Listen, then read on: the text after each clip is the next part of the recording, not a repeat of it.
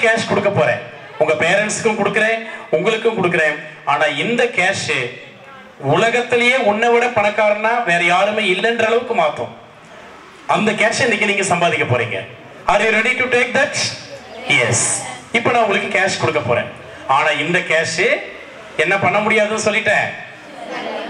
கடையில கொடுக்க முடியாது, யாருக்கிட்ட ஏமாந்து விட முடியாது. உன்னை நீயே வளர்த்துக்கிறதுக்கான கேஷ் தான் இந்த cash. You know very well cash. அதை ஸ்பெல் பண்ண முடியுமா? Can you spell that word? C-A-S-H. Come on. Hello.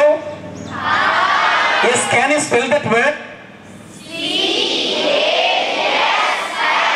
எப்ப நம்ம தான் கேஷ்ல பெரிய ஆளா இருப்போம். நம்ம இவ்வளவு டல்லா சொன்னா எப்படி கேஷ் வரும்? நல்ல பலமா சொல்லணும். Come on. Cash. Very good. இப்போ அந்த CASH என்ற அந்த 4 எழுத்துலயே நான் உங்களுக்கு கொடுக்கக்கூடிய கேஷ் ரெடியா இருக்கு. ஓகேங்களா? இப்போ அதை வாங்குறதுக்கு நீங்க ரெடியா இருந்தா போதும். இந்த கேஷ் மட்டும் நமக்குள்ள இருந்தா நம்ம தான் நம்ம ஏரியாவில் வின்னர். இந்த கேஷ் மட்டும் உங்க ஒவ்வொருத்தர்கிட்ட இருந்தா இந்த விநாயகா மெட்ரிக் ஹையர் செகண்டரி ஸ்கூல்ல யூ ஆர் த வின்னர். யாருமே உங்களை முறியடிக்க வாய்ப்பே இல்லை, உங்களை ஓவர்டேக் பண்றதுக்கு ஆளும் கிடையாது. இந்த கேஷ் உங்ககிட்ட இருக்கணும். கேஷ்ங்கிறது என்ன? It's a kind of quality. It is not money, it's not currency, it's not a printed paper, it is some quality. It should be in your mind. இந்த குவாலிட்டிஸ்னால உன்னுடைய மைண்ட்ல இருக்கணும், பிரெயின்ல இருக்கணும். அதை நீ அப்ளை பண்ணணும். இந்த கேஷ் இருந்தா நீ பெரிய ஆள் ஆயிருவே. மற்றவங்க சம்பாதிக்கிற கேஷ்ல பெரிய ஆள் ஆக முடியாது. இந்த கேஷ் சம்பாதிச்சுனா நீ பெரிய ஆள் தான். இப்போ அதை சம்பாதிக்க ஆரம்பிக்கலாமா? S. Cash. CA 4 letter is equal to 4 qualities. ஒவ்வொரு லெட்டரும் ஒரு குவாலிட்டியை நமக்கு சொல்லி தரப்போம். What is the meaning of quality? நம்முடைய கேரக்டர், நம்முடைய property, it is called quality. உன்னுடைய குவாலிட்டி தான் நீ நல்லவனா கெட்டவனான்னு உன்னை முடிவு பண்ணும். உங்க அப்பாவுடைய குவாலிட்டி தான் உங்க அப்பா எப்படிப்பட்டவர்ன்றதை முடிவு பண்ணும். உங்க அம்மா கிட்ட இருக்கிற குவாலிட்டி தான் உங்க அம்மா நல்ல அம்மாவா இல்ல சரியில்லையாங்கிறத முடிவு பண்ணும். ஸோ நம்ம வாழ்க்கையை நிர்ணயம் பண்றது எதுன்னா நம்ம கிட்ட இருக்கக்கூடிய அந்த குவாலிட்டின்னு சொல்லக்கூடிய தரம் தான். இப்போ உங்களுக்கு கேஷ்ங்கிற ஒரு 4 குவாலிட்டி நான் தரப்போறேன். உங்களுக்கு எல்லாருக்குமே நல்லா தெரியும். Do you like mathematics? ஏன் இவ்வளவு மெதுவா சொல்றீங்க? நானும் பார்த்துட்டு தமிழ்நாடு முழுக்க கிளாஸ் எடுத்திருக்கிறேன். கிருஷ்ணகிரியில் ஆரம்பிச்சு கன்னியாகுமரி வரைக்கும் கிளாஸ் எடுத்திருக்கிறேன். அது என்ன தெரியல, என்ன கிறக்கும்னு தெரியல. இந்த மேசனிட்டாவை நிறைய பேர் கசப்பு மருந்து சாப்பிடுற மாதிரி ஃபீல் பண்றாங்க. ஆனா மேசன் ஒண்ணு இல்லாட்டி வாழ்க்கையில ஒண்ணுமே கிடையாது. மேச விரும்பணும். மேஸ் இல்லாம வாழ்க்கையில ஒண்ணுமே கிடையாது. ஆனா சில பேர் சொல்லுவீங்க, சார் நீங்க சொல்றதெல்லாம் கரெக்ட் தான். நோ சார் ஃப்ரெண்ட், நீங்க சொல்றதெல்லாம் கரெக்ட் தான். எனக்கும் ஆசை தான் மேத்ஸ் நல்லா படிக்கணும், நல்ல மார்க் எடுக்கணும்னு. ஆனா எனக்கு அந்த மார்க் வர மாட்டேங்குதே.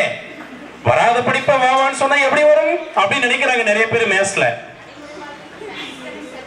கண்டிப்பா எக்ஸாக்ட்லி ரைட். பாத்தீங்களா எவ்வளவு ஃபீல் பண்ணி சொல்றாங்க. உங்க பேருங்கம்மா? நிர்மலா. நிர்மலா அம்மாவுக்கு ஒரு நல்ல கிளாப் பண்ணிடலாமே. வாங்க நிர்மலா அம்மா, போய் சாக்லேட் வாங்கிக்கோங்க. வாங்க வாங்க, சாப்பிட்டே கவனிங்க.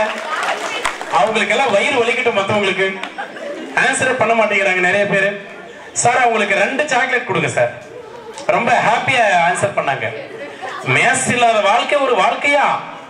ஆமா, மேத்ஸ்ல மார்க் வரலன்றதுக்காக நிறைய பையன் எனக்கு மேத்ஸ வேணான்னு முடிவு பண்றான். இப்ப எனக்கே ஃபீலிங்கா இருக்கு, நான் ஏன்டா மேத்ஸ் வாத்தியார் ஆனான்னு.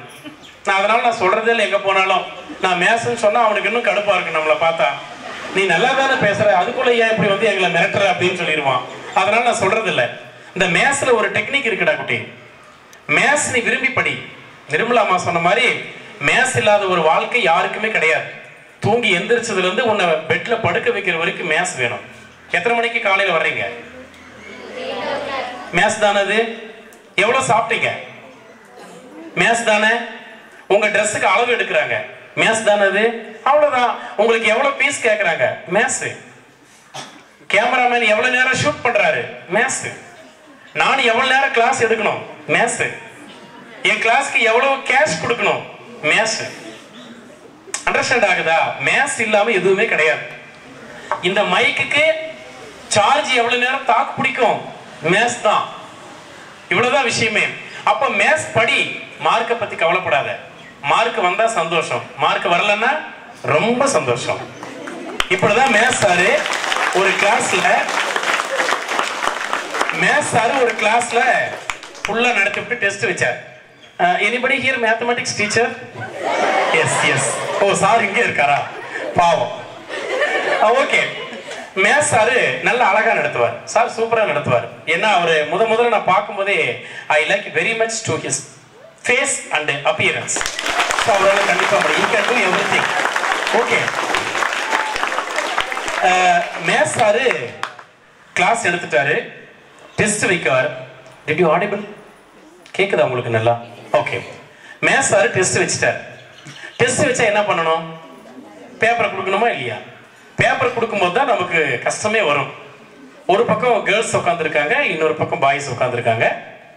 முதல்ல பேப்பர் வந்து கேர்ள்ஸ் சைடு போச்சு. ஒரு பொண்ணு கொடுத்தாரு. அந்த பொண்ணு பேர் கோமதி.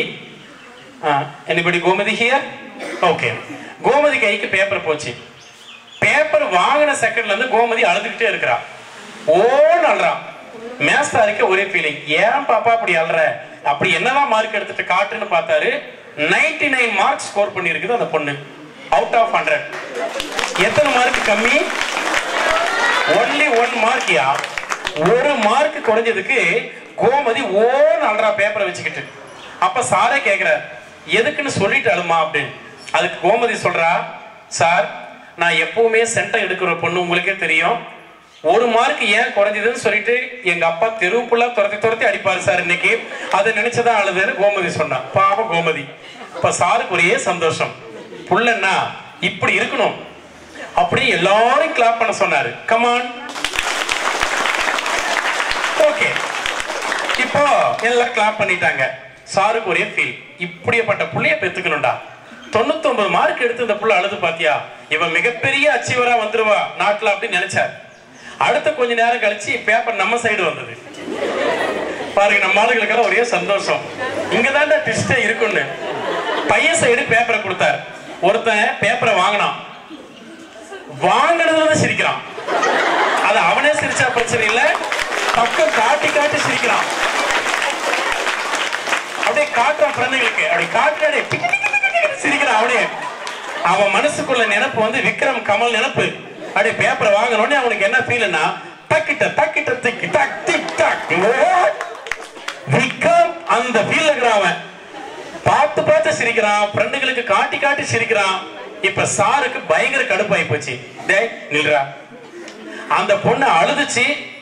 ஒரு நியாயம் இருந்தது, சொல்லிட்டு அழுந்தா. 99 மார்க்குக்கு அழுந்தா. ரைட்டு, நீ எதுக்கு இந்த மாதிரி சிரிக்கிற? எங்க பேப்பரை காட்டு, எவ்வளவு மார்க்குன்னு பார்த்தா 4 மார்க். எவ்வளவுக்கு? அதே அவுட் ஆஃப் 100க்கு. நல்லா கவனிங்க. இப்ப சாருக்கு பயங்கர கோபம் வந்துருச்சு, மேத்ஸ் சாருக்கு. ஏண்டா 99 மார்க் எடுத்த பொண்ணு அழுந்துச்சு, அதுல ஒரு நியாயம் இருக்கு. 1 மார்க் குறைஞ்சதுன்னு அழுதுது அந்த பொண்ணு.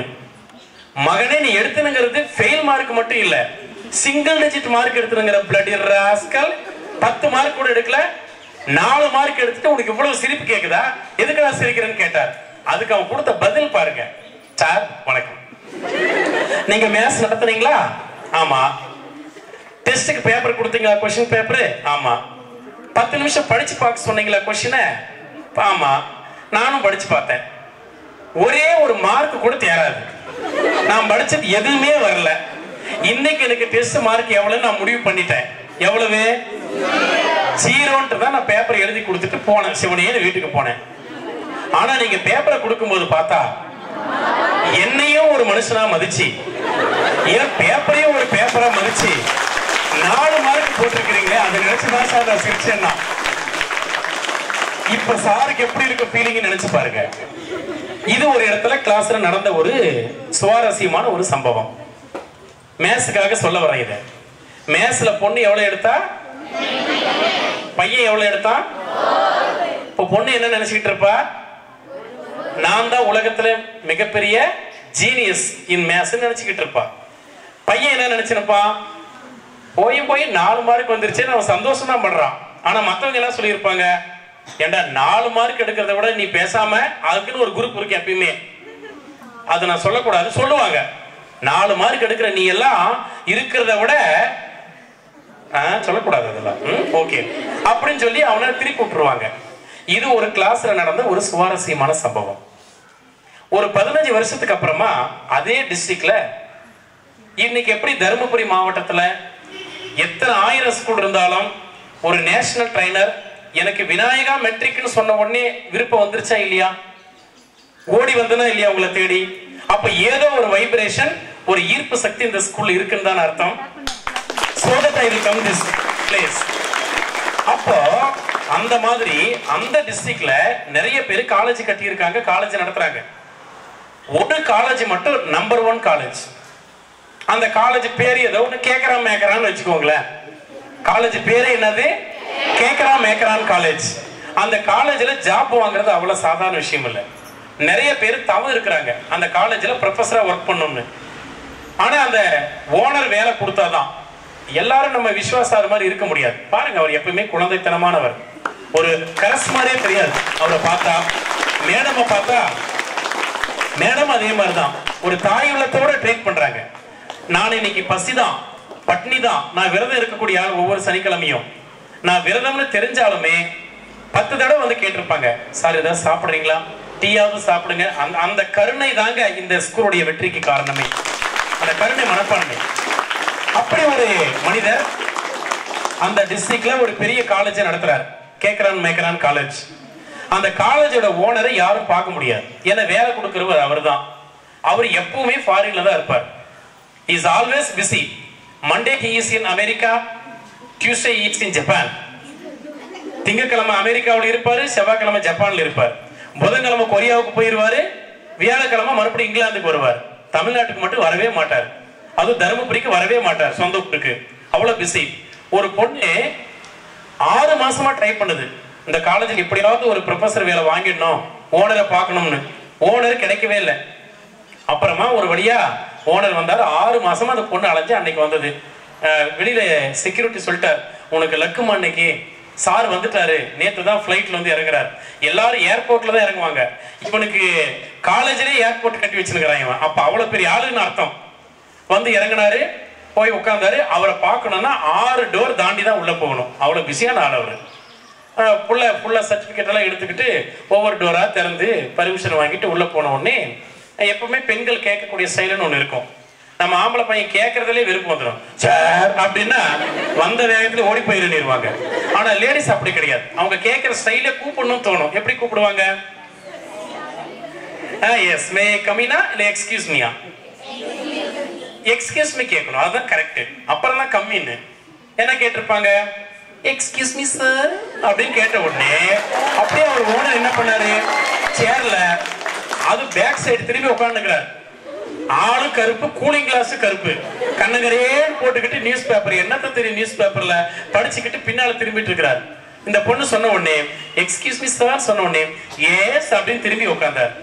உடனே வந்து கெஞ்சுது, சார் கடவுள் மாதிரி இருக்கீங்க, 6 மாசமா ட்ரை பண்றேன் சார் உங்களை பாக்குறதுக்கு. நான் ரொம்ப வறுமையில் இருக்கேன், நான் டாக்டரேட் வரைக்கும் முடிச்சிருக்கேன், ஆனா எனக்கு வேலையே கிடைக்கல. உங்க காலேஜ்ல ஒரு 6 மாசம் வேலை செஞ்சாவே நான் 6 வருஷத்துக்கான சம்பளத்தை சம்பாதிச்சிருவேன். அவ்வளவு பெரிய காலேஜ்னு கேள்விப்பட்டேன், எனக்கு எப்படியாவது ஒரு வேலை போட்டு கொடுங்க சார் ப்ளீஸ் அப்படின்னு கேட்டது.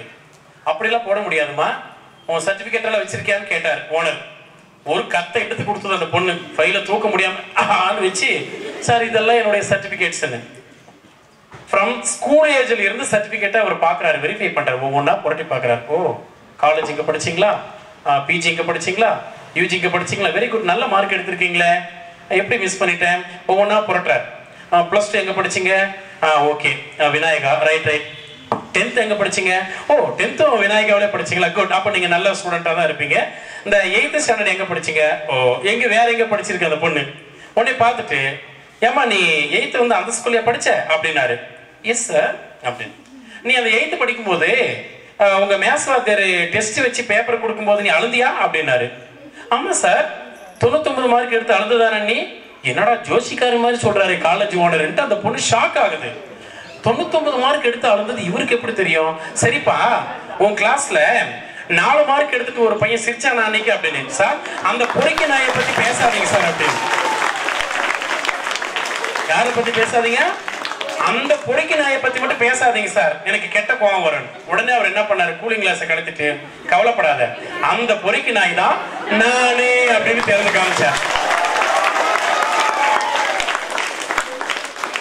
ஃப்ரெண்ட்ஸ், வாழ்க்கை எங்க போயிட்டு இருக்குன்னு பாருங்க. ஒருத்தனை அவ்வளவு சீக்கிரம் முடிவு பண்ணி தோத்து போயிட்டான்னு முத்திரை குத்த கூடாது. யாருக்கு எங்க சக்தி எப்படி இருக்குன்னே தெரியாது. ஒரு டெஸ்ட் முடிவு பண்ணாத ஒருத்தன் நல்லவனா கெட்டவனா. அந்த பொண்ணு 99 மார்க் எடுத்துட்டான்றதுக்காக இப்ப அவளுக்கு வேலை வரல, அவ இன்னும் வேலை தேடிக்கிட்டு தான் இருக்கா. எத்தனை வருஷமா? 15 இயர்ஸ் வேலை தேடிக்கிட்டு இருக்கா. Still now she hasn't got any job. ஆனா 4 மார்க் எடுத்து சிரிச்ச பையன் எல்லாரும் அவனை காரி துப்புனாங்க கிளாஸ்ல. நீ இருக்கிறத விட போயிடலான்னு சொன்னவங்க எல்லாம் கூட கேட்டான். 4 மார்க் எடுத்த பையன் இன்னைக்கு 400 பேருக்கு வேலை கொடுத்து சம்பளம் கொடுத்துட்டு இருக்கிறான். This is the secret of life. So, நாம படிக்கக்கூடிய இடமோ நாம எழுதுற டெஸ்டோ அன்னைக்கு எடுக்கிற மார்க் நம்ம வாழ்க்கையை நிர்ணயம் பண்ணாது. இது யாருக்காகனா, எந்த ஸ்டூடெண்ட் எல்லாம் எக்ஸாம் எழுதும் போது மார்க் குறைஞ்சிருச்சோ அவங்களுக்காக இந்த அட்வைஸ். தயவு செய்து அந்த டெஸ்டை வச்சு நீ முடிவு பண்ண வேண்டாம். அந்த டெஸ்ட் உன்னை முடிவு பண்ணாத அறிவாளியா முட்டாளான்னு. இந்த டெஸ்ட் எழுதுற சூழ்நிலை உனக்கு அமையாம போயிருக்கலாம். ஒரு சமயம் உங்க பேரண்ட்ஸ் அடிச்சிருக்கலாம், ஒரு சமயம் இல்ல, மேக்சிமம் பேரண்ட்ஸ் படிச்சுக்கிட்டு தான் இருக்கிறாங்க. அது அவங்களுக்கு அது ஒரு கை வந்த கலை. குழந்தைய பெற்றுட்டு குழந்தை முன்னாலே அடிப்பாங்க. அதை பார்த்த குழந்தை மனசு உடையுவான். அது கண்ணுக்கு தெரியாது. மறைமுகமா அவன் தேஞ்சுக்கிட்டே இருக்கிறான்றதை பெற்றோர்கள் மறக்க கூடாது. நீங்க எப்ப சண்டை போடுறீங்களோ, நீங்க எப்ப தவறா பேசுறீங்களோ, கணவனும் மனைவியும், உங்க குழந்தை மறைமுகமா ஒரு முழு சந்திரன் எப்படி தேஞ்சிக்கிட்டே வருதோ அந்த மாதிரி உங்க குழந்தையோட வாழ்க்கை தேயுதுன்னு அர்த்தம். அந்த வான நிலவுக்கு வந்து தேய்பிரை உண்டு. தேய்பிரையை சந்திச்ச நிலா மீண்டும் வளர்ப்பிரையை சந்திக்கும். ஆனா உன்னுடைய குழந்தை வளர்ப்பிரையை நோக்கி தேய்பிரையை மாத்திட்டான்னா அந்த தேய்பிரைக்கு என்ன கிடையாது, வளர்ப்பிரை என்பது வாழ்க்கையில் கிடையவே கிடையாது. உங்களுக்கு அந்த சீக்கிரம் தெரியாது. ஒரு காலத்துல உங்க குழந்தை வந்து வாழ்க்கையில முன்னுக்கு வராம ரொம்ப சங்கடப்படும் போது அந்த சங்கடத்தினுடைய பெரும்பாலான பாதிப்புக்கான காரணம் நீங்களா தான் இருப்பீங்க. அப்ப பெற்றோர்கள் தயவு செய்து கவனிக்கணும். நாகரிகங்கள் மாறலாம், காலம் மாறலாம், கோலங்கள் மாறலாம், ஆனால் குழந்தை எப்பொழுதும் ஒன்றுதான். குழந்தையின் உள்ளமும் எப்பொழுதும் ஒன்றுதான். குழந்தைக்கு வேறுபாடெல்லாம் கிடையாது.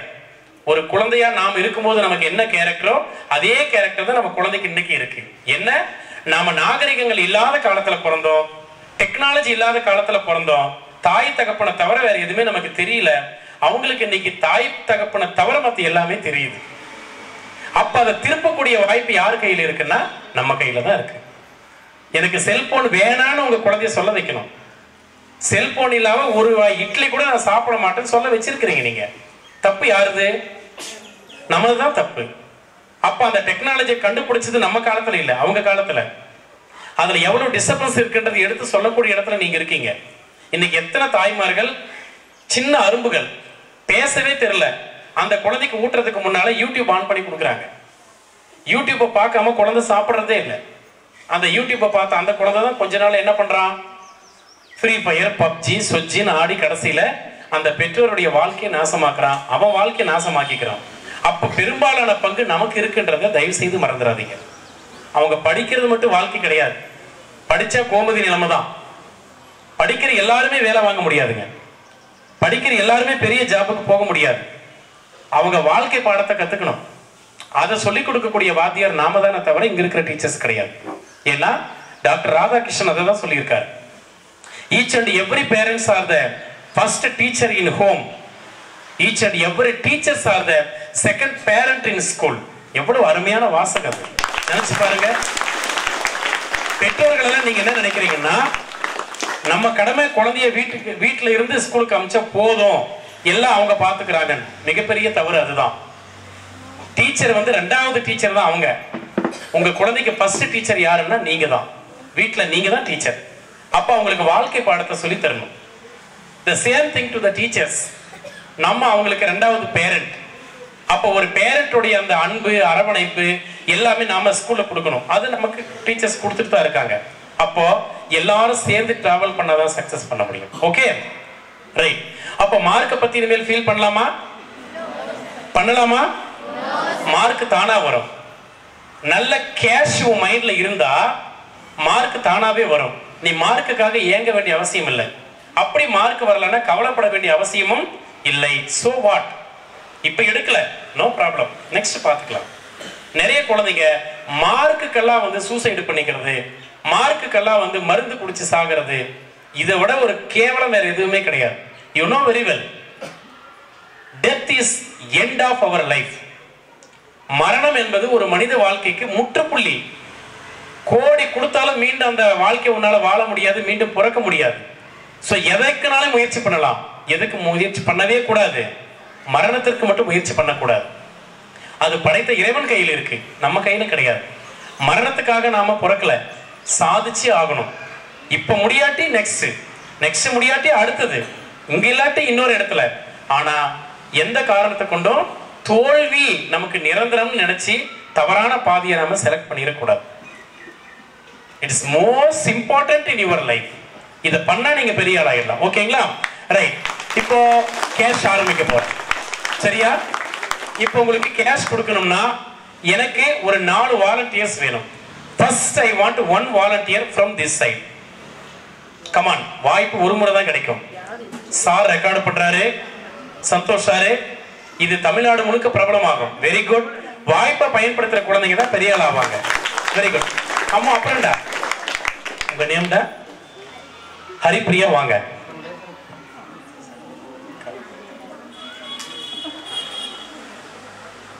ஹரிப்பிரியா, இது அப்படியே அவங்களுக்கு ஷோ பண்ணுங்க.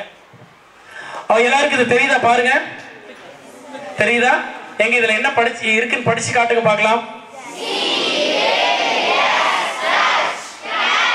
Once again, cash. இப்ப நான் உங்களுக்கு இந்த கேஷ் தான் கொடுக்க போறேன். இது 4 குவாலிட்டிஸ் இருக்குன்னு சொன்னீங்கல்ல, ஒரு குவாலிட்டி உங்களுக்கு வந்ததுன்னா நீங்க 25% வாழ்க்கையில ஜெயிச்சிட்டீங்கன்னு அர்த்தம். 25% வெற்றி உங்களுக்கு கிடைச்சதா அர்த்தம். ஓகேங்களா? அப்ப நானுமே உங்களுக்கு கிடைச்சா 4 into 25 எவ்வளவு? 100. அப்ப 100% நம்ம ஜெயிச்சதா அர்த்தம். இப்ப நான் கொடுக்கக்கூடிய கேஷ்ல ஃபர்ஸ்ட் குவாலிட்டி என்ன தெரியுமா? Yes, for that I want 1 boy volunteer from that side. Please come.